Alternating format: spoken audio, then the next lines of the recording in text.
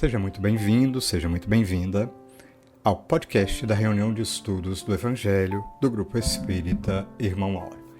Estamos no episódio de número 297, no nosso objetivo de estudar o Evangelho à luz da doutrina espírita. Portanto, atualmente seguindo a sequência de capítulos do livro Ceifa de Luz de Emmanuel, psicografia de Francisco Cândido Xavier. E hoje te convidamos a refletir conosco em torno do capítulo 54, na cultura da paz.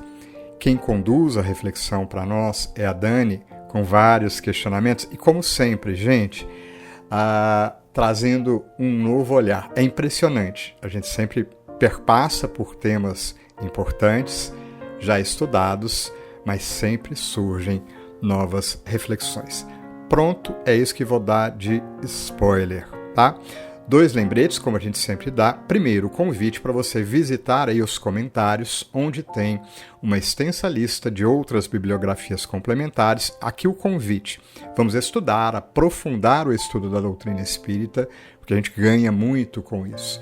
Vários outros aspectos surgem. Então, tem aí a descrição, o link, o nosso convite para que você dê uma visitadinha, uma passeada por várias outras mensagens que estão aí disponíveis, tá? O outro convite rápido é para participar do nosso segundo momento que estende, aqui é muito curto mesmo, então a gente tem uma extensão de uma live que acontece no nosso canal do YouTube, no mesmo dia do lançamento do podcast, onde a gente tem a oportunidade de juntos debater outros aspectos, tirar dúvidas, fazer questionamentos, e você é o nosso convidado especial.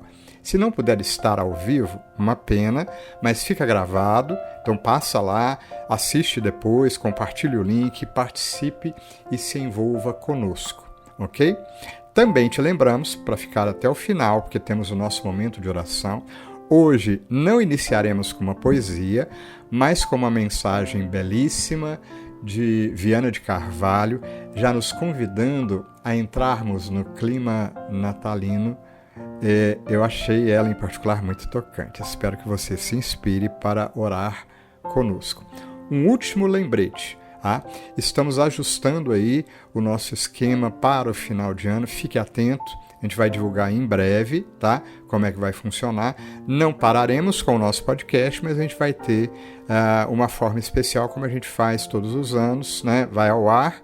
Possivelmente não teremos a nossa live por conta das festas natalinas, mas a gente vai ter um conteúdo aí especialmente pensado com muito carinho para você, ok? Depois de dito isso tudo, só me resta te convidar de coração. Vamos ouvir?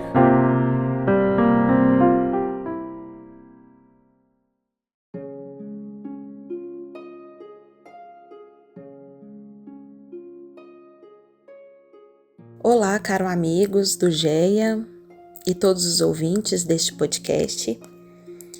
No dia de hoje, falaremos um pouquinho mais sobre o capítulo 54, intitulado Na Cultura da Paz. Sobre esse capítulo, nós vamos fazer uma discussão em cima do que o Emmanuel traz para nós, para refletirmos, mas também de outros livros em que o Chico Xavier, juntamente com Emmanuel, fizeram esse trabalho também em declarar e comentar sobre o tema paz. Além disso, também vamos discutir colocando algumas instruções que são dadas também nos livros de Joana de Ângeles e também do capítulo 9 do Evangelho segundo o Espiritismo, intitulado Bem-aventurados os que são brandos e pacíficos. Para começarmos, vamos fazer a leitura, então, de algumas partes desse capítulo Na Cultura da Paz. Bem-aventurados os pacificadores, porque serão chamados filhos de Deus. Isso está no Evangelho de São Mateus, capítulo 5, versículo 9. Na cultura da paz, saibamos sempre respeitar as opiniões alheias como desejamos, seja mantido o respeito dos outros para com as nossas. Colocar-nos na posição dos companheiros em dificuldade, a fim de que lhes saibamos ser úteis. calar referências impróprias ou destrutivas, reconhecer que as nossas dores e provações não são diferentes daqueles que visitam o coração do próximo, consagrar-nos ao cumprimento das próprias obrigações, fazer de cada ocasião a melhor oportunidade de cooperar a benefício dos semelhantes, melhorar-nos através do trabalho e do estudo, seja onde for, cultivar o prazer de servir, semear o amor por toda parte, entre amigos e inimigos, jamais duvidar da vitória do bem, buscando a consideração de pacificadores, guardaremos a certeza de que a paz verdadeira não surge espontânea, de vez que é e sempre será fruto do esforço de cada um. Bom, inicialmente, uma palavra que é muito importante para nós, a palavra pacificador. Em algumas outras obras do Emmanuel, ele traz para nós a diferença entre o que é ser pacífico e o que é ser pacificador. Pacífico é aquele que gosta da paz, mas, entretanto, ele não vai a promover. O pacificador, que foi utilizado aqui no final desse capítulo, é um conceito um pouquinho mais diferente, porque o pacificador é aquele que atua, ele é ativo, ele promove a paz, que foi a palavra escolhida por Emmanuel aqui no final do nosso capítulo na cultura da paz, né? Buscando a consideração de pacificadores. Isso quer dizer de atuantes, de seres ativos em promover a paz. Aqui também, nesse capítulo, ele traz para nós que nós devemos respeitar as opiniões alheias, como desejamos que seja mantido o respeito com as nossas opiniões. Então, mostrando para nós a importância do respeito na cultura da paz, para que não criemos desarranjos ou brigas desnecessárias. Então, logo após ele ainda fala, né, colocar-nos na posição dos companheiros, porque às vezes agimos como se somente nós tivéssemos dificuldades, ou a gente não se coloca no lugar do outro, e por conta disso, às vezes a gente pode até atrapalhar o dia do outro, atrapalhar a convivência que nós temos com o outro, por conta disso. Além disso, ele traz para nós o reconhecimento das dores e provações do outro que não são diferentes da nossa, né? Fazer de cada ocasião a melhor oportunidade de cooperar. Então, quer dizer, a todo momento em que nós tivermos oportunidade de ajudar, de cooperar, de beneficiar o semelhante, nós vamos estar construindo também a nossa paz. As obras espíritas, né, elas trazem para nós, elas vêm de uma forma que a paz, ela não é um estado de inércia, né, ou de ausência de problemas, assim como alguns psicólogos também trazem nos seus ensinamentos, né, nos seus livros. Para nós, então, o que seria, né, essa paz? Ela seria uma virtude ligada ao estado da nossa mente, uma virtude psíquica, e ela tem que ser ativa, assim como Emmanuel traz aqui para nós.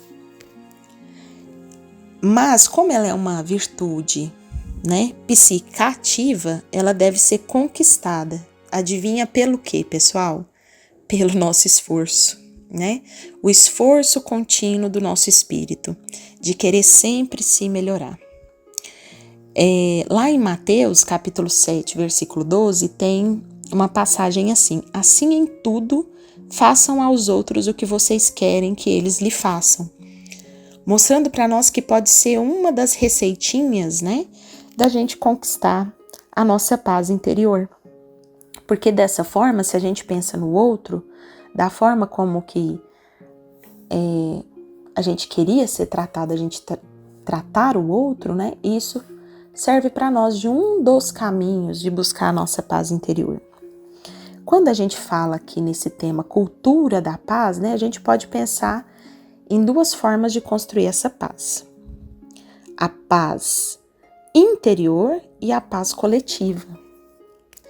E o Espiritismo traz para nós também, em algumas leituras, né, em alguns livros, em alguns textos, ele enfatiza para nós que a paz no mundo, ela depende de mim, né? Então, tem até um exemplo falando assim, né? A inundação começa por uma gota. Então, a soma daquelas gotas levam à inundação de algo. Então, primeiro deve começar em mim, para que os outros também, sucessivamente, criando esse ambiente pacificador dentro deles, até que seja uma paz coletiva. E isso vai depender de uma palavra-chave para nós, que é consciência tranquila. A consciência tranquila, ela está atrelada ao dever retamente cumprido. Então, aquela historinha, né, de quando a gente deita e revisa os nossos pensamentos, as nossas ações do dia, né? Será que nesse dia eu fiz o melhor que pude, né? A minha consciência está tranquila? Joana de Ângeles traz para nós, ela diz que a paz é uma conquista interna, que vai exigir ação e disciplina, né? Então, vem muito de encontro aqui com a definição do pacificador, né, que é atuante, que é um ser ativo. E aí nós entramos nessa parte da paz legítima que a Joana de Ângeles também traz para nós. É o que é a paz legítima e a paz do mundo, que está lá no livro Filho de Deus, da Joana de Ângeles com a psicografia do Divaldo. A paz do mundo é transitória, aparente e negociada em gabinetes. Agora, a paz legítima é diferente. Ela vai emergir do coração feliz e da mente que compreende, que age e confia. Então, a paz ela não é uma virtude estática, mas ela é uma paz dinâmica que infere a nós a melhoria, sempre melhorar. E também, lá em um dos estudos dos ensinamentos, né, dos livros de Joana de Ângeles, faz também que a paz é melhorar-se e calar referências impróprias. Interessante, né? Alguns teóricos e psicólogos, né, também falaram um pouquinho sobre o conceito do que seria essa paz. Jung alertava contra a falsa paz. O que seria essa falsa paz, né? É aquela que é construída pela repressão das emoções, pela negação de conflitos e pela busca exclusiva do que é agradável ou socialmente aceito. Então, Jung traz para nós uma visão de que a paz não é essa ausência, né? Às vezes a gente pensa assim que a gente está em paz quando a gente não tem conflito, quando a gente não tem as emoções, né? Quando a gente não está vivendo o máximo dessas emoções, quando a gente está na calmaria. E Jung vem trazer que não, né? É, na verdade, a nossa maturidade que é necessária para a gente enfrentar com consciência e conseguir essa cura interna mesmo diante das nossas emoções que não foram bem trabalhadas, mesmo diante da negação dos conflitos, né? Mesmo das situações em que a gente não está socialmente aceito, em que a nossa mente trabalha, né, por nos levar num pensamento de que os outros estão nos condenando. E por fim, uma parte de Jung que ele fala é que o processo sempre vai exigir o reconhecimento e a aceitação de todas as partes do meu ser. Que aí, quando houver essa aceitação, aí sim eu vou entrar, né, nesse ambiente de paz interna. Bom, para a gente fechar a nossa discussão breve, né, no capítulo 9, intitulado Bem-aventurados os que são brandos e pacíficos, lá no Evangelho segundo o Espiritismo, ele traz para nós alguns temas que são discutidos como injúrias e violências, a afabilidade e a doçura, a paciência, obediência e resignação e a cólera. E lá nesse capítulo do Evangelho segundo o Espiritismo, ele fala assim: o que queria Jesus dizer por estas palavras? Bem-aventurados os que são brandos, porque possuirão a terra. Tendo recomendado aos homens que renunciasse aos bens deste mundo e havendo-lhes prometidos do céu. E aí, os espíritos aqui respondem: enquanto aguarda os bens do céu, tem o homem necessidade dos da terra para viver. Apenas o que ele lhe recomenda é que não ligue a estes últimos mais importância do que os primeiros. Porque aquelas palavras quis dizer que até agora os bens da terra são assambarcados pelos violentos, em prejuízo dos que são brandos e pacíficos, que a estes falta muitas vezes o necessário, ao passo que os outros têm o supérfluo. Promete que justiça lhe será feita, assim na terra como no céu, porque serão chamados filhos de Deus. Bom, pessoal, essa é a nossa discussão de hoje sobre esse capítulo, e que todos fiquem com Deus e tenham um ótimo dia. E em nosso momento de oração de hoje, a reflexão de Viana de Carvalho, intitulada Ante o Príncipe da Paz. Antes dele, numerosos conquistadores passaram em nome da paz na terra. Ramsés II, adorado como um deus, marcou o pináculo da civilização egípcia, derrotando hititas e sírios, mas deixou no próprio rastro o pranto com que as viúvas e os órfãos lhe amaldiçoaram a vida. Sardanapalo, o protetor das artes, saqueou Tebas e guerreou Babilônia, sequioso de chacina. Entretanto, assediado em Nínive, precipitou-se infeliz com todos os seus tesouros numa fogueira extensa. Dario I, o grande rei da Pérsia, ampliou seu império espalhando ruínas. Todavia, retirou-se do mundo numa torrente de intriga e ódio. Alexandre o Magno, o condutor dos macedônios, senhoreou vários povos à custa de sangue. Contudo, expirou ainda jovem, legando vasto espólio à cupidez de seus generais. Aníbal, o famoso cartaginês, humilhou espanhóis e gauleses, cruzando os Alpes para vencer o exército romano. Mas, em seguida, a largas exibições de autoridade, roído de amargura e desconfiança, desertou da própria luta através do suicídio. Todos desfilaram, usando opressão e rapina, guerrilheiros e mercenários, azorragues e lanças, carros e catapultas, veneno e punhal, acreditando-se missionários do progresso e da concórdia, da unificação e da cultura, quando mais não eram que tiranos da evolução, enfeitados de pedrarias e sedentos de sangue humano. Ele, porém, o príncipe da paz, que nascera na manjedoura, passou entre os homens, sem distintivos e sem palácios, sem ouro e sem legiões. Seu reinado foi a revelação do amor entre os simples. Suas armas foram, em todos os dias, a bondade e o perdão. Seu diadema foi a coroa de espinhos. Seu salário foi a morte afrontosa entre malfeitores. Por insígnia de poder, ofertou-se-lhe uma cana à guisa de cetro.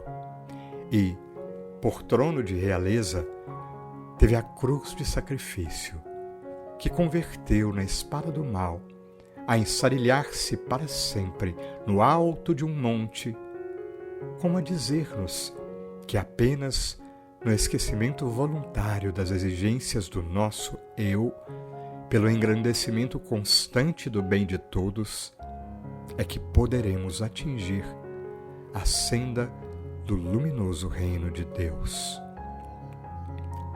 É por isso que, volvidos quase 20 séculos, ao recordar-lhe a suprema renúncia, saudamo-lo em profunda reverência ainda hoje. Ave Cristo, os que aspiram vencer a treva e a animalidade em si mesmos, a favor da verdadeira paz na terra, te glorificam e te saúdam. E assim, Jesus,